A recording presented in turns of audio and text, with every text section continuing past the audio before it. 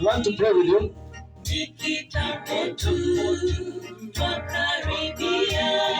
Kama unahitaji kuondoka, waambie somebody come and see a man.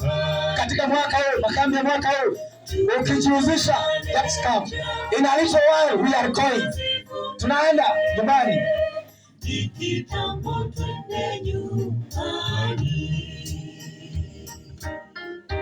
Mimi natamani sana kwenda nyumbani. Na one thing I want to assure you for free.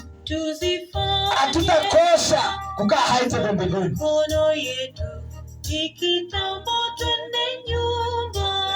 Kubali Mungu akutumie round hii. Haijalishi historia yako ni ipi. Haijalishi umepitia yapi. Labda umesumbuka. Labda umepitia mizigo mizito kwenye maisha yako. Wamekusengenya, wamezungumza, you have social stigma. Kubali Bwana akakutumia kuwafikia na wengine. Kubali Roho Mtakatifu atakayetembea katika kipindi hiki cha makambi akusaidie kwa maisha yako ukafikia na wengine.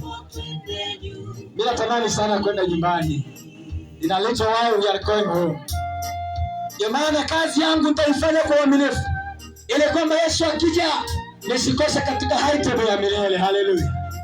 Pray too. Bwana asije akakusahau katika uzima wa milele.